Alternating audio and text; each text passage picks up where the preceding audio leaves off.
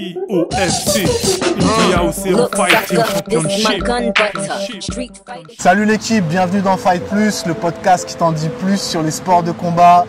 Je m'appelle Cédric Certenay, je suis professeur de PS, spécialiste en sport de combat et diplômé de l'INSEP. Aujourd'hui, on va envoyer du lourd avec monsieur Anthony Big Morel. Tony, comment il est? Il est là même Cédric. Il est là tranquillement.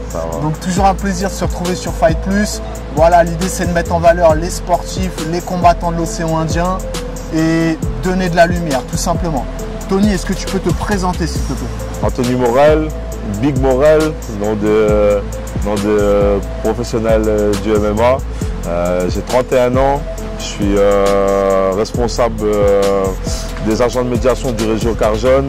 Je suis aussi pompier volontaire à côté et pratiquant de sport de combat depuis le collège. Super, donc là on est là tout de suite pour présenter le contexte. Gros combat le 7 septembre à Nantes, ouais. Le Brave 74, Hexagone 11. C'est ça. Tony, ça va envoyer du lourd ou pas cette date? Ça va envoyer du lourd. Ils ont bien aimé ma première prestation, je crois, qui date de fin juillet. Donc je repars même pas 2 mois après directement sur le 11e événement d'Hexagone MMA. Donc ouais, c'est vrai que tu as béqué tout de suite, tu as enchaîné. Ouais. Premier short notice, ouais. Le deuxième aussi avec simplement 3 semaines de préparation. C'est ça. C'était quoi un petit peu le contexte avant ce deuxième combat là pour toi? Avant ce deuxième combat, j'étais dans une phase où j'étais sur mon nuage. J'étais en train de ressasser cet événement, ce beau chaos, cette belle entrée en matière dans ma carrière professionnelle. Et voilà, jusqu'à ce que tu m'appelles, pour me dire il faudra recommencer tout ça. Et voilà, j'ai eu un petit moment de dire est-ce que je reste sur mon nuage ou je redescends pour aller chercher un nuage plus haut. Mais on va essayer de chercher plus haut. Donc justement là, tu peux nous parler un petit peu de cette sensation ce soir sur le théâtre Orange. Qu'est-ce qui s'est passé finalement tout de suite après ce chaos dans ta tête? J'étais fier de moi, j'étais vraiment fier de moi, fier de mes entraîneurs, fier de toi aussi parce que tu m'as fait confiance. Et l'idée c'était de se dire je vais vivre le moment à fond. Mais même avant cette victoire, j'étais vraiment déjà très satisfait de vivre cet événement. Et c'était à la cerise sur le gâteau, franchement, ce chaos au premier round. Surtout avec ce coup de coude retourné, ça fait du bien. Franchement, je le souhaite à tout le monde de vivre ça au moins une fois parce que c'est vraiment fort en émotion. Mais c'est vrai qu'il y a eu une onde de choc. Hein. Les gars qui étaient sur place, ils étaient impressionnés. Bon, 120 kilos dans une cage, dans un théâtre, ça fait beaucoup de bruit quand ça tombe. Et cette onde de choc, concrètement, elle est arrivée jusqu'ici. Ce petit caillou, la Réunion. C'est clair. Même plus loin, c'est arrivé ici. Forcément, je viens d'ici, donc j'étais suivi par pas mal de personnes. Mais sur les réseaux, j'ai été contacté jusqu'à des chaînes aux États-Unis qui m'ont contacté pour relayer ma vidéo, qui m'ont proposé des interviews. Donc, non, franchement, ça, comme le commentateur l'a dit, à l'époque, Crocop, il mettait des high kicks, ça faisait le tour du monde. Il pense que mon coup de coude allait faire le tour du monde. Je pense qu'il était visionnaire parce que ça a fait le tour du monde. Ouais. Bon, ce qui est chouette aussi, parce qu'on contextualise par rapport à la Réunion, c'est que ça a mis aussi en lumière le savoir-faire des entraîneurs de la Réunion. Gérard Maillot, ton tonton aussi, Mika Morel, qui t'entoure au quotidien à la salle. Parle-nous un petit peu justement de ce noyau familial autour de toi qui prend soin de toi. Écoute, tout commence au collège. Je me retrouve en section sportive lutte et j'habitais trop loin du collège. Donc je déménage chez Mika, mon tonton. Et au collège Joseph Hubert de Saint-Joseph, il y avait une salle sur le terrain CES, comme il disait à l'époque.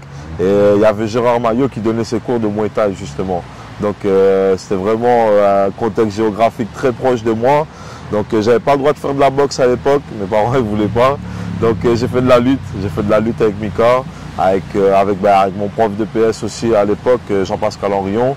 Et Mika il a vite pris le relais sur mes déplacements en métropole. Je suis vite allé, je crois au bout d'1 an, 2 ans, j'étais déjà au championnat de France. Et comme je vivais avec Mika, cette proximité a fait que ça a tout de suite marché en compétition. On a eu cette entente qui fait que il me connaît, je le connais, il connaît mes besoins, surtout en compétition.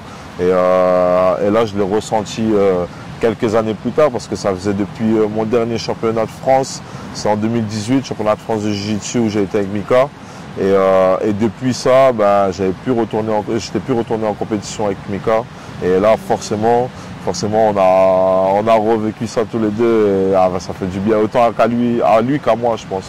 Bon, bah, c'est chouette. Mika a souligné, c'est que c'est un pratiquant aguerri, titré. Vice-champion d'Europe, champion de France plusieurs fois. 3e au championnat du monde Jiu-Jitsu brésilien à la CFJJB. Donc très très gros niveau. Ils sont partis à l'époque avec des amis 6 mois au Brésil. Donc ils ont ramené leur expérience à La Réunion. Gérard Maillot, un des pionniers du Muay Thai à La Réunion. Même en France, pionnier du Muay Thai en France. À l'époque, il a fait un championnat d'Europe, un championnat du monde. Il était même à l'heure d'aujourd'hui, là sur mon training camp à Paris. Son nom résonne encore, les gens ils le connaissent et ils l'apprécient parce que c'est un grand monsieur de la boxe thaï et qui j'ai de la chance de m'entraîner avec lui aujourd'hui parce que il n'est pas éternel, donc j'en profite. C'est un Marmaille Saint-Jean qui a battu les tops internationaux. C'est ça, exactement. Et surtout dans sa pédagogie, son savoir-faire, il y a vraiment une marque de fabrique. Quand on regarde ses élèves, les premiers Geoffrey Rivière, suivi de Jérémy Payette qu'on connaît tous, Mister KO, et moi-même au bout de 1 an et demi de Muay Thai, je me permets de faire un coup de coude retourné dans une compète MMA Pro. Je pense que son savoir-faire il est là, sa pédagogie à payer, je pense. Ouais, c'est très très lourd et c'est important de le souligner. Parle-nous de cette transition pour toi vers le MMA professionnel. Ouais. Ça a été un cheminement de formation technico-tactique. Ouais, tu peux nous rappeler les différentes étapes en 2023 qui t'ont conduit à l'Hexagone, s'il te plaît? Alors dans l'idée déjà, j'ai commencé par la lutte. Bon voilà, lutte, jiu-jitsu, grappling plutôt. J'étais plus fan du grappling, du no-gi que du kimono. Et je me suis dit bon, je vais aller apprendre à boxer pour dans l'idée de faire un petit combat MMA. J'avais dans l'idée de faire l'IOFC à Maurice. Donc l'idée pour moi c'était d'aller là-dessus. Rentrer dans une cage parce que depuis tout petit je vois ça et ça donne envie. Donc j'ai commencé par prendre une licence amateur. Cette licence amateur m'a permis de participer aux différentes masterclass que proposait le département avec la FFMAF. Suite à ça, pour passer, même pour faire les compètes amateurs, j'ai dû passer mes grades. Donc j'ai passé mes grades à Sillaos. Chez Vincent d'ailleurs, que je salue. Et Vincent Waro, bien sûr. Academy. Donc que je salue. Et on s'est préparé avec quelques gars du club pour venir passer ces grades. Et suite à ça, l'idée c'était de partir sur de l'amateur.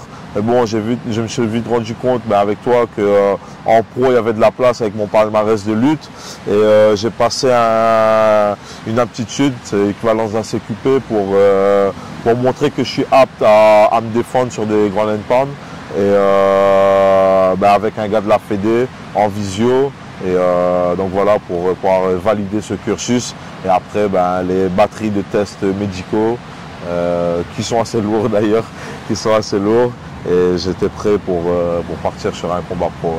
Ouais, gros cahier des charges médicales pour passer en professionnel. C'est clair. Gros investissement aussi de ta part.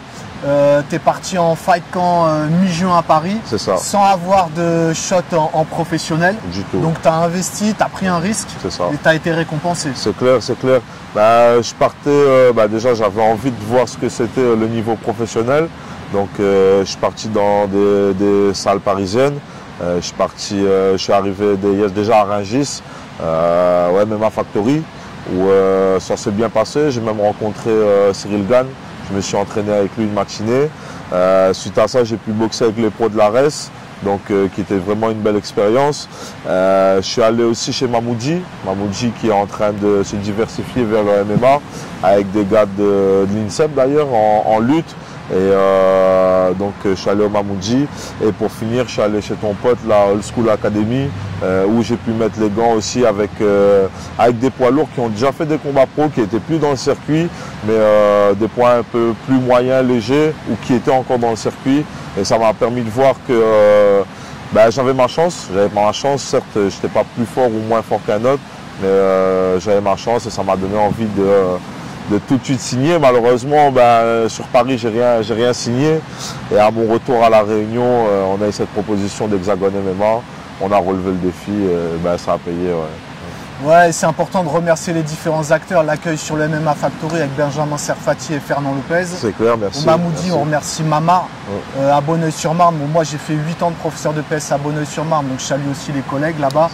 Et bien sûr à Villecrène, le Dallon Gaëtan Hurtel. Aussi, ouais, merci Gaëtan. Qui cartonne avec la Old School Academy. D'ailleurs, c'était le week-end de la finale du 100% Fight. Donc franchement, grosse compète. J'ai pas pu y être, mais match nul entre Old School et Hatch Academy, c'est ça? Ouais, donc ça, les gars, c'est gros niveau. Ouais. Donc grosse solidarité de la part de ces acteurs du milieu parisien en direction d'Anthony, qui ensuite a pu être matché par Mathieu Nicourt sur l'Hexagone. Mathieu, on le remercie aussi. Merci Mathieu. On remercie aussi Yann Lamotte qui a été dans ton coin. Ouais, Yann aussi. Donc voilà, grosse solidarité des acteurs du MMA.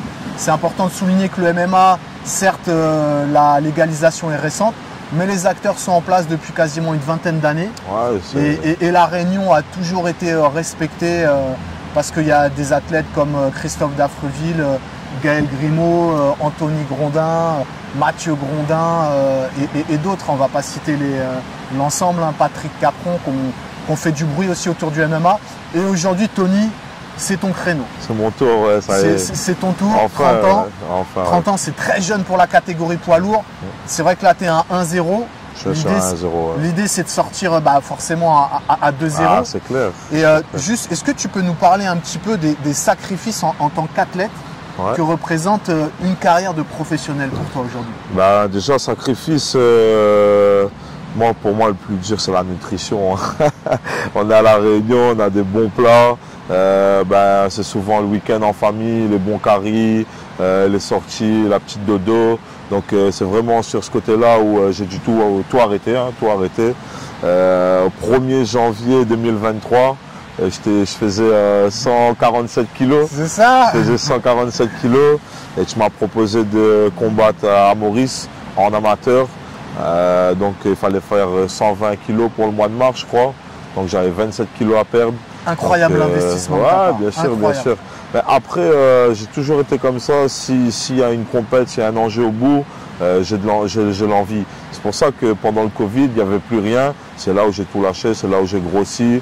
C'est là où, même dans ta vie, ça ne se passe pas forcément très très bien en fait, parce que j'ai cet équilibre avec le sport qui fait que dès qu'on m'enlève ça, c'est soit on mange plus, on fait plus la fête. Donc là, vraiment, cette hygiène de vie, ça fait du bien, même pas qu'à ma vie de sportif, mais à ma vie privée, ça fait du bien. C'est ça que je me rends compte à chaque fois aussi. C'est important aussi de dire que sur le plan humain, tu as pris une grosse dimension à La Réunion. Je sais que tu es modeste, mais aujourd'hui, tu es quand même arrêté dans la rue pour signer des autographes. Ouais, bien sûr. Dernière en date, je suis allé faire un job dating au Pôle emploi du port. Donc on a créé un événement et on a rencontré une quarantaine de demandeurs d'emploi sur le poste d'agent de médiation. Mon entreprise, on embauche dans ce domaine. Et sur les 40, peut-être une quinzaine me connaissaient. Et même la responsable du Pôle emploi a voulu faire une photo avec moi. Donc je me suis déjà fait arrêter par les motards de Saint-Pierre. Les motards de Saint-Pierre juste pour une photo. Donc franchement, c'est vraiment agréable. C'est vraiment agréable. Maintenant, je me rends compte que quand je sors dans la rue, j'ai des sourires à droite, à gauche, des petits encouragements. Les gens ils me suivent. Encore ce matin, à la station essence, à la pompe, le gars il me dit franchement, bravo, force à toi pour ton combat. Donc, c'est peut-être pas des gens que je vois tous les jours, mais à travers les réseaux qui me reconnaissent. Et c'est vraiment agréable. Franchement, c'est vraiment agréable. C'est important de souligner la force que vous donnez aux athlètes, les gars qui sont derrière la vidéo là. En soutenant, en likant, en partageant, parce que ça met forcément de la motivation en direction de l'athlète, mais clair. Il faut dire concrètement que ça met aussi du beurre dans les épinards, parce qu'aujourd'hui une carrière de professionnel, c'est des billets d'avion, c'est payer les entraîneurs, payer tout ce qu'il y a autour, et donc si vous donnez de la visibilité à Anthony, ça va inviter les mécènes et les politiques aussi à financer l'athlète professionnel. Et c'est vrai que là, tu es à un moment de ta carrière finalement où tu travailles et c'est pas évident de s'entraîner 2 fois par jour pour toi. Tu te lèves à quelle heure le matin? Ça dépend, hein, ça dépend. Si je suis dans le sud, je peux me lever vers 5h, 5h30. Mais si je dois travailler dans le nord ou dans l'est, je suis obligé de me lever à 4h pour être dans l'est à 6h et commencer ma séance avant d'aller au bureau. Donc forcément c'est un investissement. Mais bon, après avec les embouteillages à La Réunion, ça fait du bien de se lever tôt aussi, éviter tout ça. Rouler, faire mon sport pour arriver au bureau tranquille. Donc, mais ça fait des grosses journées, tu termines tard aussi. Ça me fait des grosses journées. Ça me fait des grosses journées, surtout sur le retour avec les embouteillages du retour. Mais j'aime ça. Donc j'aime mon travail, j'aime mes travails, j'ai 2 tafs. J'aime m'entraîner, surtout quand j'ai une date. Surtout quand j'ai une date comme ça me motive, ça me donne envie de me réveiller le matin, ça me donne envie de bien manger. Ça donne vraiment envie de tenir cette hygiène de vie. Ouais. Alors juste un focus sur la préparation pour le combat à venir. Donc on le rappelle, le combat du 7 septembre à Nantes, Brave 74, Hexagone 11. Le camp, le training camp, comment ça s'est passé là, sans donner trop de détails concrètement en 3 semaines, tu as pu aménager des... Bien sûr. J'ai eu un gros investissement de mes 2 coachs. Mes 2 coachs qui eux aussi sont encore dans... c'est pas leur métier, hein, ils ont tous les 2 un taf. Donc ils se mettent à ma disposition en fonction de mes disponibilités. Donc si c'est pas un, c'est l'autre, si c'est pas l'autre, c'est les 2 aussi. Les 2, hier soir j'étais avec les 2. Ils sont rendus disponibles les 2 pour une grosse séance de sparring hier soir. Toi du côté prépa physique. Donc la prépa physique, je la fais en salle. Et après le soir, je bouge un peu à droite, à gauche, voir les spécialistes de chaque discipline. Si mes coachs peuvent venir avec moi, ils viennent avec moi pour travailler justement sur cet aspect conversion vers le MMA. Par exemple, je vais voir des bons boxeurs. Un petit clin d'œil à Florent Kawashi qui m'invite souvent. Et même là encore, on devait s'entraîner hier, mais bon, il y a un petit souci, mais qui m'appelle souvent.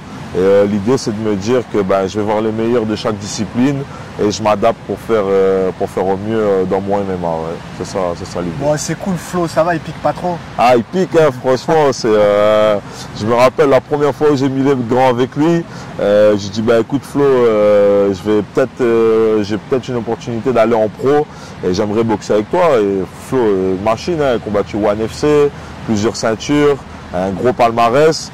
1m90, donc c'est vraiment des gabarits où je peux rencontrer en cage. Il m'a mis le moral dans les chaussettes, hein. Mon premier sparring avec lui, je suis sorti là-bas bien rincé, sans être blessé, mais blessé mentalement. De me dire que quand même, il va falloir travailler plus dur. Ouais, c'est du très très haut niveau. Concernant ton adversaire, Monsieur Touré, il y a une stratégie déjà en place de ton côté? Ouais, bien sûr, il y a une stratégie, hein. L'idée c'est qu'il est grand. J'ai essayé de bouger, pas rester devant lui et essayer de le casser ses appuis, hein, comme je le ferais avec n'importe quel autre lutteur. Pas le laisser, alors que je suis lutteur à la base, hein, mais je commence vraiment à prendre du plaisir en boxe. Donc ouais, je vais le boxer, essayer de casser ses appuis. Et si je vois que c'est pas suffisant, j'exprimerai ma lutte, on va dire. Alors on sait que la performance, c'est beaucoup de paramètres. Il y en a un qui est très important, c'est l'aspect mental. Ouais. Est-ce que tu te conditionnes de façon spécifique sur le plan psychologique? Écoute, je suis quelqu'un de base qui ne stresse pas beaucoup. Donc je me sens mieux en compétition qu'à l'entraînement, on va dire. Sur les grands événements, j'ai cette capacité à prendre du plaisir et à faire la part des choses et essayer de retirer le positif de tout ce que je vis. Donc cette part mentale, je ne vais pas dire que je vais confiant à 1000%, je vais le gagner, je vais le battre, mais j'ai confiance en moi. Si je suis là, c'est pas pour rien. Et il y a ce petit stress positif, cette envie de bien faire, mais pas vraiment de gros travail psychologique pour me dire que il faut que je fasse de la préparation mentale. Je pense que j'ai ça en moi.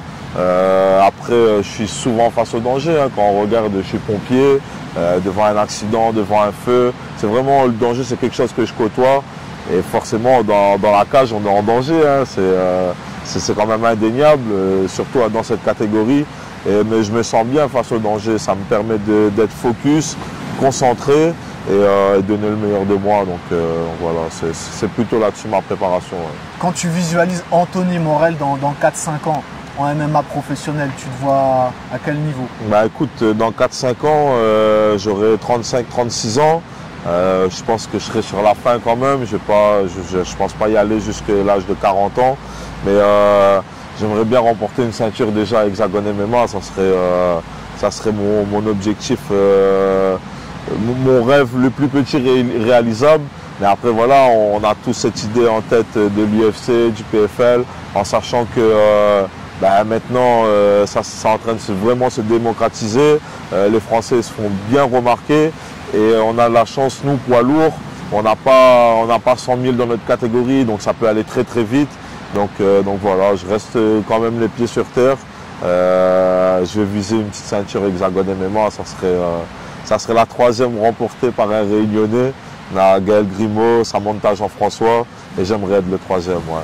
Mais c'est vrai que cette discussion de partir sur des grosses organisations comme le Bellator, le PFL ou l'UFC, c'est quelque chose qui peut aller très très vite, qui est déjà positionné, surtout dans la catégorie poids lourd. C'est ça, c'est ça. C'est un accélérateur de carrière très très important. Donc nous en tout cas on te le souhaite. Merci. Et on se projette déjà jeudi prochain parce que ça va aller très très vite. Le voyage, est-ce que c'est quelque chose toi qui te perturbe? Non, le voyage ça ne me perturbe pas parce que j'ai toujours fait, à part le moment où j'étais en France, mais je n'étais pas très actif en métropole sur de la compète. J'ai toujours fait des compètes en me préparant à la Réunion. On sait que ça fait partie, c'est 9-10 heures de vol, ça fait partie de la compète. Je suis conditionné, je suis prêt, donc je n'ai pas d'a priori là-dessus. Tu peux donner un petit peu les détails de la Fight Week pour ceux qui nous regardent, pour ceux qui sont intéressés pour connaître un petit peu les détails? Écoute, comment tu es pris en charge par Hexagone? Alors, comment je suis pris en charge? Déjà, mon billet d'avion il est pris en charge. Donc, c'est quand même quelque chose qui m'enlève un poids quand même. Hein. C'est un prix. Donc là, pour arriver à Nantes, on a pour 1500 balles déjà. Donc, c'est quand même costaud. Donc, on arrive à Nantes. On vient de récupérer, on nous dépose à l'hôtel, on se repose. Là, j'arrive un jour avant la pesée, donc on a une journée où on a une salle à disposition. On peut s'entraîner de 8h à 19h, à nous de voir comme bon nous semble, comment nous entraîner.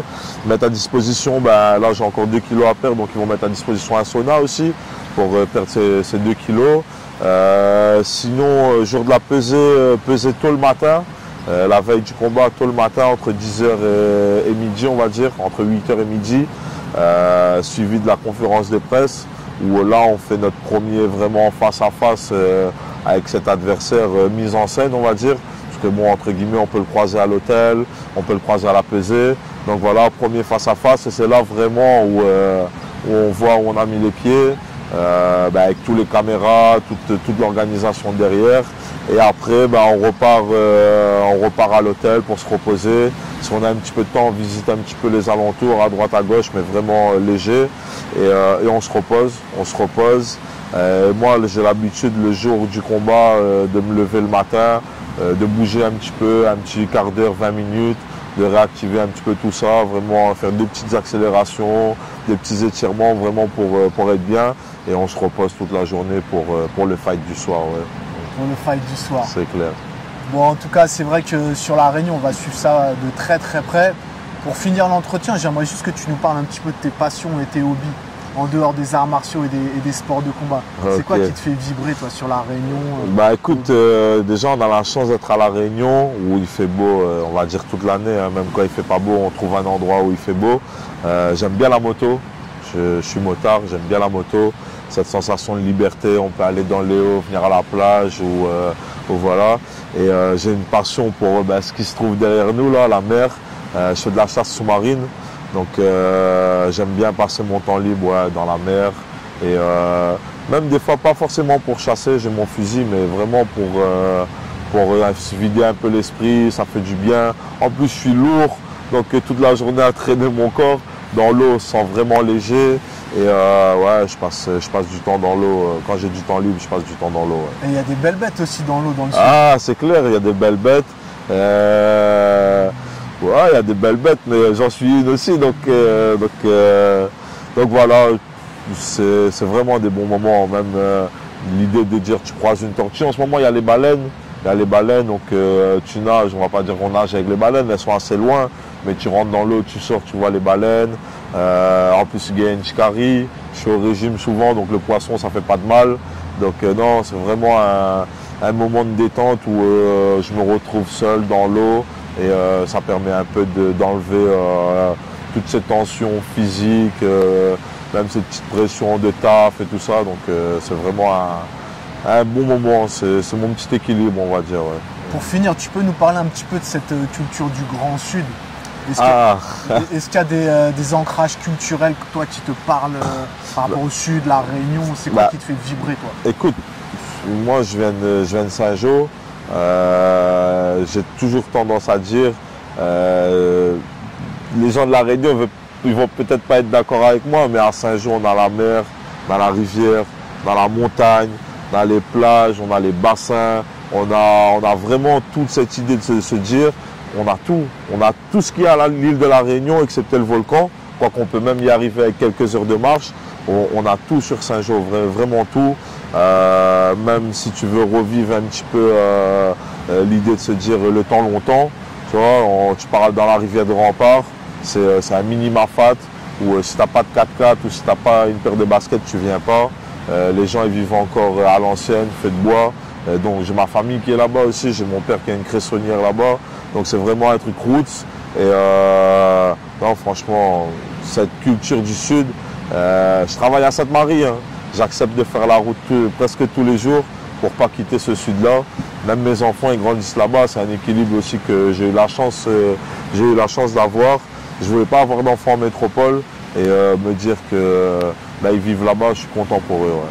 Bon, nous, de toute façon, c'est prévu qu'on vienne te rendre visite dans le Grand Sud. Ah, avec plaisir, vous êtes les bienvenus. Bon, c'est chouette. J'espère que vous avez passé un bon moment. De toute façon, Tony, on va pas te lâcher. On va te donner toute la force pour Nantes. Merci, et un grand merci pour ta générosité. Merci, je te laisse le mot de la fin. Écoutez, merci tout le monde. Je suis encore dans ma phase on va dire de sportif professionnel. Mais je tenais à vous dire que j'ai créé une association, donc Big Morel Academy. Donc l'idée c'est de, pour l'instant ponctuellement, partager mon savoir-faire avec toutes les collectivités de l'île, même s'il y a des thématiques à avoir avec n'importe quelle entreprise ou voilà, je peux me rendre disponible. Je me consacre à ma carrière professionnelle, je me donne toutes les chances.